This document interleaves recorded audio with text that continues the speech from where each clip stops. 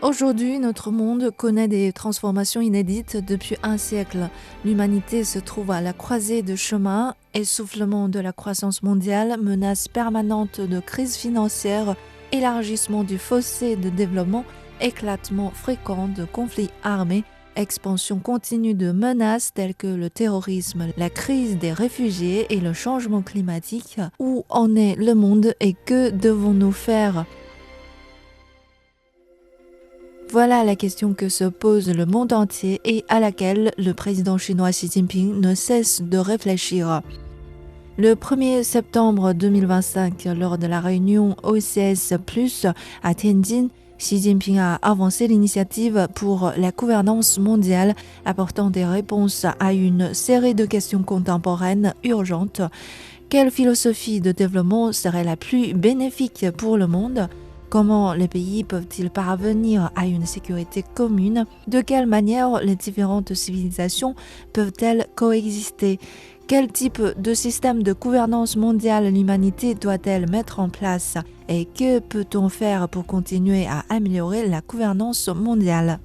历史告诉我们，越是困难时刻，越要秉持和平共处的初心。 Comme l'histoire nous l'enseigne, plus les situations sont difficiles, plus il faut honorer l'engagement initial de la coexistence pacifique et raffermir la confiance dans la coopération gagnant-gagnant pour aller résolument de l'avant dans la logique de l'histoire et poursuivre le développement en phase avec notre temps. Pour ce faire, j'aimerais avancer l'initiative pour la gouvernance mondiale et œuvrer avec les différents pays à construire un système de gouvernance mondiale plus juste et plus équitable, ainsi qu'à bâtir ensemble une communauté d'avenir partagée pour l'humanité.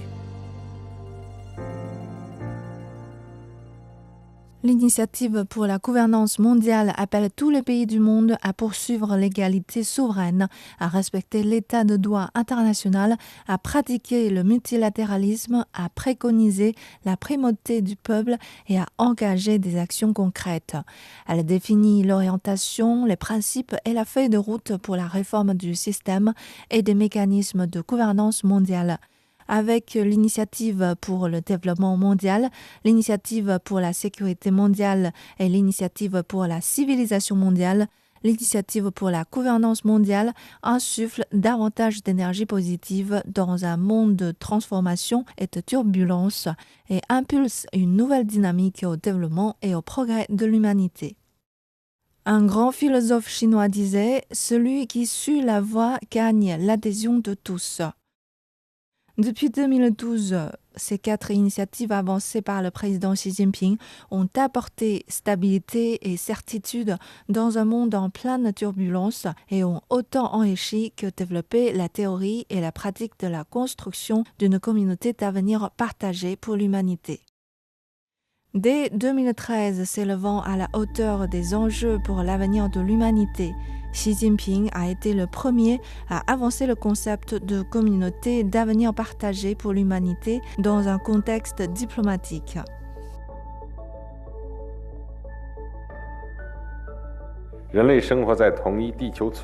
L'humanité vit dans un même village planétaire et dans un même espace-temps où l'histoire et le présent se rencontrent, formant progressivement une communauté de destin marquée par l'interdépendance.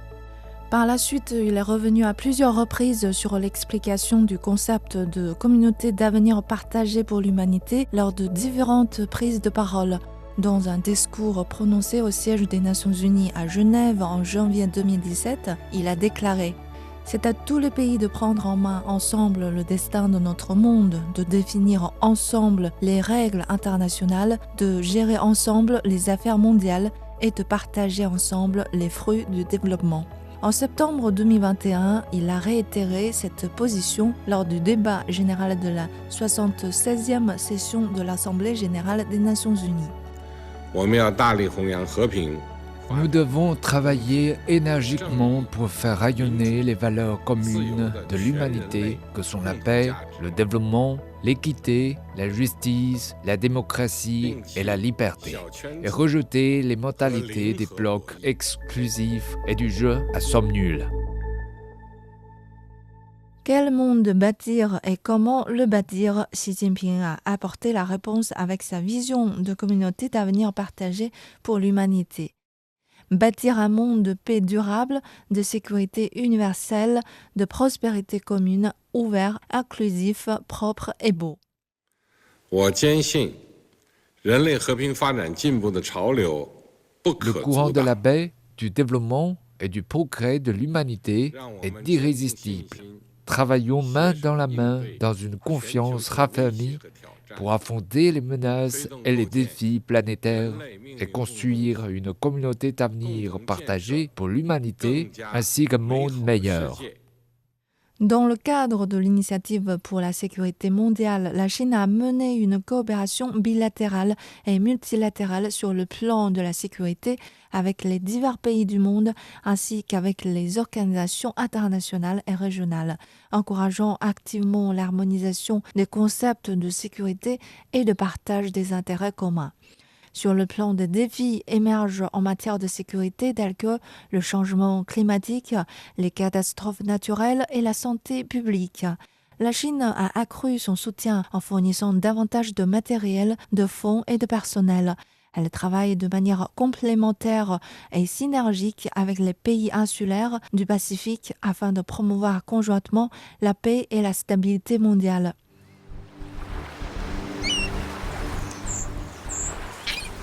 Le voilà. À ce cri poussé par la foule rassemblée à l'aéroport international de Port Vila, dans la capitale du Vanuatu, tous les regards se sont tournés vers un avion qui atterrissait doucement sous la pluie.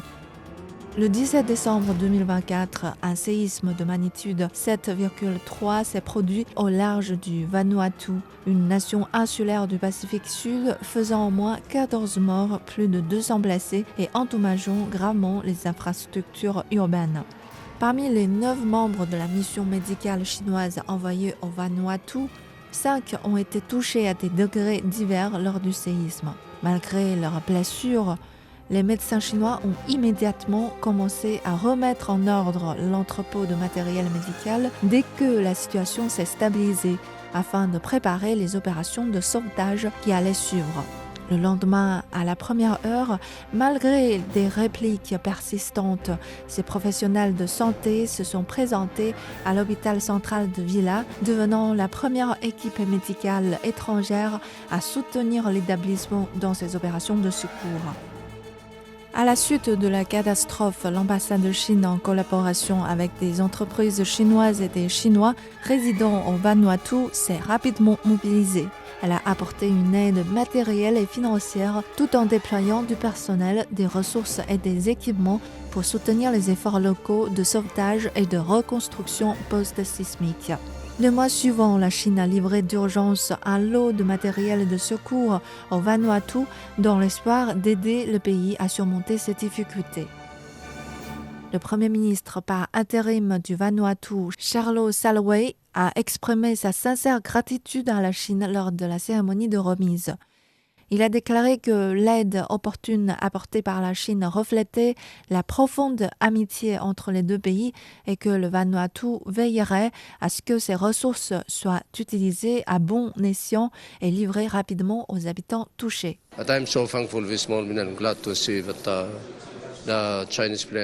Je suis touché de voir nos amis chinois arriver avec 35 tonnes de matériel de secours. Les relations entre la Chine et le Vanuatu n'ont cessé de se développer depuis 1982 et elles sont désormais à leur apogée. Nous en sommes très heureux.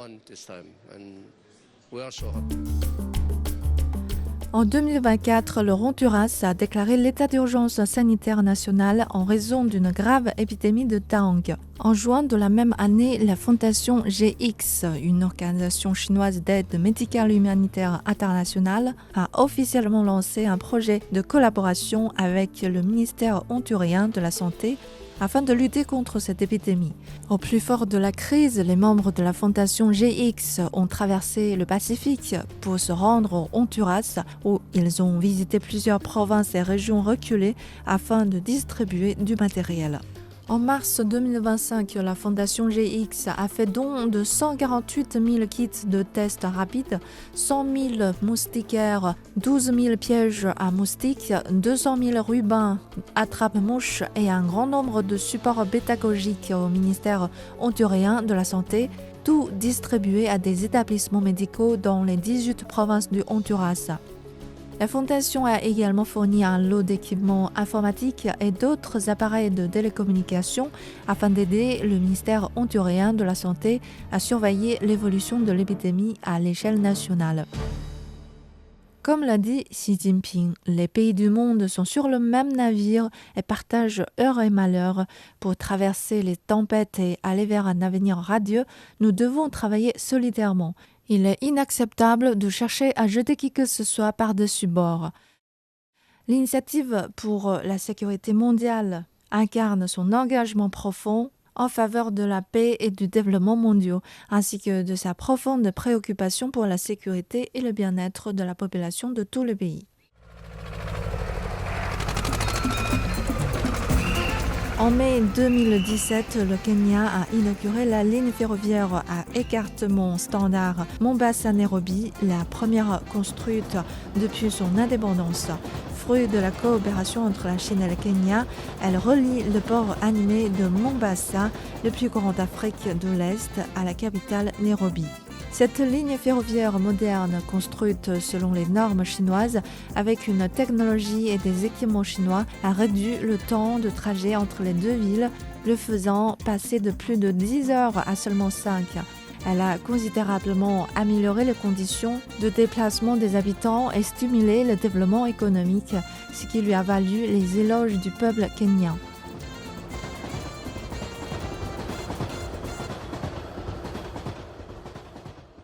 Entre 2017 et 2025, la construction et l'exploitation de la ligne ferroviaire Mombasa-Nairobi ont permis de créer plus de 74 000 emplois au Kenya et de former plus de 2 800 professionnels et cadres du secteur ferroviaire.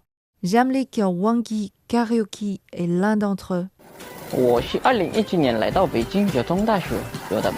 Je suis arrivé à l'université Jiao Tong de Beijing en 2017 pour y suivre mon cursus de licence, puis je suis retourné travailler à la Kenya Railway Corporation après avoir obtenu mon diplôme.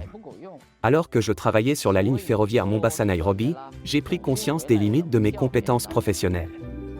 J'ai donc choisi de retourner dans mon ancienne université pour me spécialiser.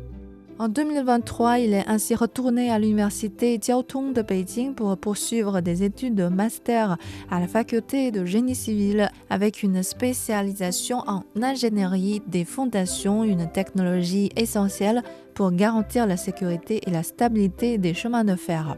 Selon lui, au Kenya, la ligne ferroviaire Mombasa-Nairobi est connue sous le nom de route du bonheur, un chemin synonyme de prospérité pour le peuple kenyan et pour lui-même. Lors d'un discours prononcé dans son université, il a exprimé sa sincère gratitude envers Xi Jinping. En signe de gratitude, nous lui avons spécialement acheté un billet de train Mombasa-Nairobi afin de lui témoigner notre reconnaissance. Xi Jinping a répondu par écrit pour encourager les étudiants internationaux à acquérir des compétences professionnelles, à perpétuer l'amitié traditionnelle et à contribuer à la coopération bilatérale. Il a écrit « Merci pour le billet de train, puisse votre énergie continuer à illuminer le développement du chemin de fer Mombasa-Nairobi et à dynamiser l'amitié ainsi que la coopération entre la Chine et le Kenya. » Ces jeunes Kenyans croient en leur avenir et interprètent à leur manière le concept de communauté d'avenir partagée pour l'humanité. En Afrique, nous avons un dicton qui dit « Seul on va vite, ensemble on va loin ». Le président Xi Jinping a mentionné dans sa lettre la communauté d'avenir partagée Chine-Afrique, et je pense que nous devons nous unir, car c'est seulement ainsi que nous pourrons assurer un avenir meilleur.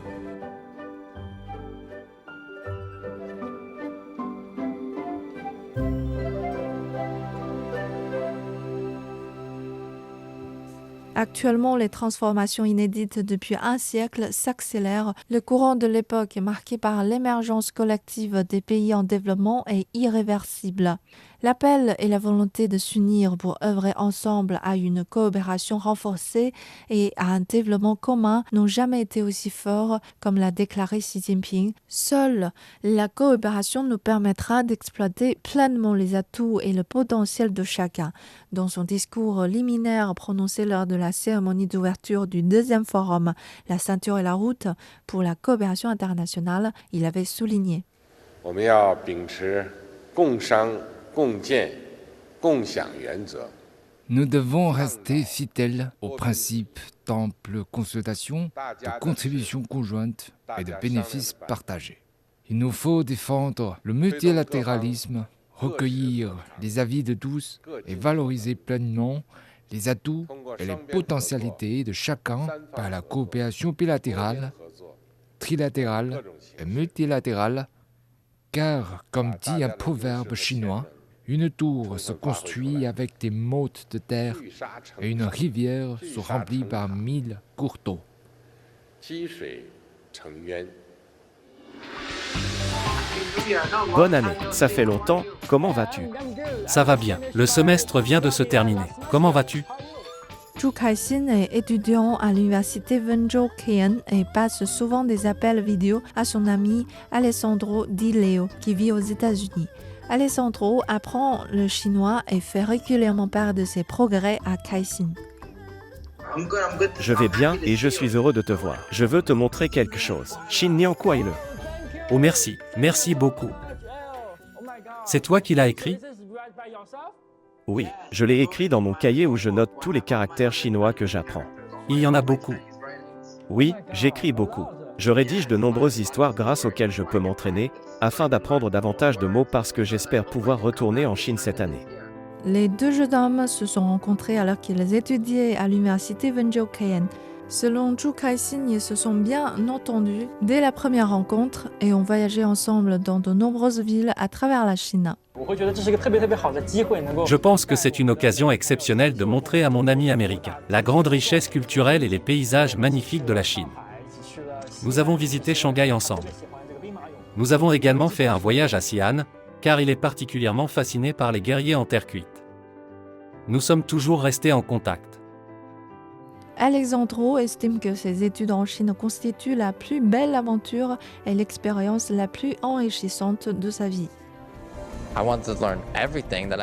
Je veux apprendre tout ce que je peux sur la Chine. Pour moi, tout est nouveau et incroyable. C'est pourquoi je souhaite visiter davantage d'endroits en Chine afin de m'imprégner des us et coutumes locales.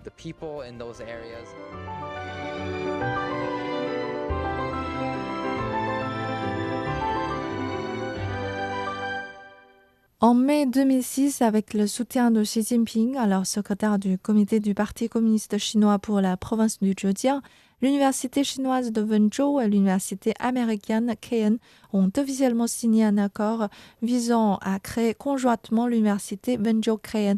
Celle-ci a été officiellement fondée en 2014.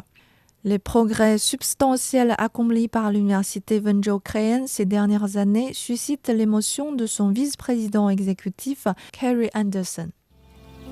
And just to think about that there was nothing here 10 years ago, and there's this entire campus. Lorsque l'on y repense, il n'y avait encore rien ici il y a 10 ans, et aujourd'hui, ce campus s'étend à perte de vue avec ses bâtiments impressionnants et son environnement magnifique. L'un des avantages de ce type d'université mixte est que nous pouvons tirer le meilleur parti de la Chine et des États-Unis et coopérer tout en restant ouverts d'esprit. Voilà ce qui compte, offrir à nos étudiants la meilleure formation possible. Rob Margerison, professeur associé à la faculté de commerce et de gestion publique de l'université Wenzhou Keian, est spécialisé dans le commerce sino-américain. Selon lui, les deux pays entretiennent des relations commerciales si intenses et leurs économies sont si étroitement liées qu'une collaboration économique réussie exige une compréhension mutuelle et le respect de la culture de l'autre. Par conséquent, que les étudiants chinois se rendent à l'université Keian aux États-Unis dans le cadre de programmes d'échange ou que les étudiants américains viennent en Chine, l'essentiel est d'apprendre à communiquer et à collaborer pour atteindre des objectifs communs. Il voit dans ce type de partenariat éducatif la preuve concrète des progrès communs accomplis par les jeunes des deux pays.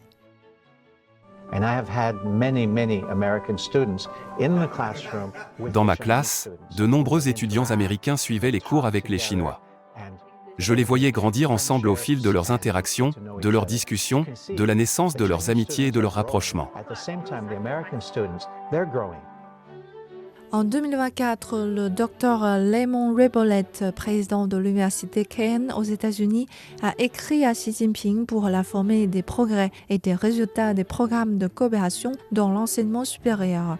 Dans sa réponse, Xi Jinping a écrit « Les relations sino-américaines sont d'une importance capitale pour le bien-être des deux peuples ainsi que pour l'avenir de l'humanité. Les échanges et la coopération dans le domaine de l'éducation contribuent à promouvoir la compréhension mutuelle et l'amitié entre les deux peuples, en particulier entre les jeunes des deux pays. Ils posent les fondations du futur développement des relations sino-américaines. Je souhaite que les universités des deux pays intensifient leurs échanges et leur coopération sous diverses formes afin de former de jeunes ambassadeurs aussi familiers de la Chine que des États-Unis et capables de construire de nouveaux ponts entre nos deux nations. À maintes reprises, Xi Jinping a préconisé un renforcement des échanges et de l'inspiration mutuelle entre les civilisations. Cette approche reflète non seulement les attentes partagées de la communauté internationale, mais constitue également une proposition clé avancée par la Chine pour faire progresser la réforme de la gouvernance mondiale et répondre aux défis de notre époque. En 2024, lors d'une rencontre avec le président français Emmanuel Macron dans les Hautes-Pyrénées, Xi Jinping a déclaré « Malgré leurs différences en termes de valeurs et de système social, la Chine et la France, respectivement civilisation orientale et occidentale, accordent toutes deux une grande importance aux échanges et à l'inspiration mutuelle entre civilisations. » En favorisant la coexistence dans la diversité, nos deux pays peuvent, par le dialogue et la coopération, apporter une nouvelle contribution à la paix et au développement dans le monde, ainsi qu'au progrès de l'humanité. La Chine est prête à renforcer les échanges humains et culturels avec la France et l'Europe. Elle souhaite approfondir sans cesse la coopération économique et commerciale. En parallèle, elle œuvrera à promouvoir une compréhension juste et mutuelle pour consolider et transmettre l'amitié entre les peuples chinois et français ainsi qu'entre les peuples chinois et européens. En 2025, dans son discours liminaire prononcé à la cérémonie d'ouverture de la 4e conférence ministérielle du Forum Chine-CELAC, Xi Jinping a déclaré « La Chine entend travailler avec les pays de la région à mettre en œuvre l'initiative pour la civilisation mondiale, à porter une vision civilisationnelle de l'égalité, de l'inspiration mutuelle, du dialogue et de l'inclusion, et à faire rayonner les valeurs communes de l'humanité que sont la paix, le développement, l'équité, la justice, la démocratie et la liberté. » Cette approche s'inscrit dans la continuité directe de son discours prononcé il y a plus de 10 ans au siège de l'UNESCO. Il avait alors déclaré que les civilisations se diversifient et s'enrichissent grâce aux échanges et à l'inspiration mutuelle, lesquels constituent une importante force motrice pour le progrès de la civilisation humaine, ainsi que pour la paix et le développement dans le monde. La vision de la communauté d'avenir partagée pour l'humanité s'attaque directement aux maux persistants qui entravent le progrès humain. Elle appelle à dissiper la méfiance et la défiance entre les nations par le dialogue et la consultation, à démanteler les barrières des politiques protectionnistes par l'engagement commun et le partage des bénéfices, à libérer les moteurs de l'économie mondiale par la coopération et les bénéfices mutuels, à résoudre les différences et les malentendus entre les civilisations par les échanges et l'inspiration mutuelle, et à miser sur un développement vert et bas carbone pour éradiquer les causes profondes de la dégradation de l'environnement et de la pollution. À ce jour, la vision de la communauté d'avenir partagée pour l'humanité a été inscrite à plusieurs reprises dans les résolutions de l'Assemblée générale des Nations unies, ainsi que dans des documents ou déclarations adoptés par des mécanismes multilatéraux tels que l'Organisation de coopération de Shanghai et les BRICS. Elle bénéficie d'une reconnaissance mondiale croissante. De plus en plus de pays et de régions rejoignent l'équipe d'action de la gouvernance mondiale fondée sur la consultation, la contribution conjointe et le partage des bénéfices, et travaillent main dans la main pour avancer sur la voie de la construction d'une communauté d'avenir partagé pour l'humanité.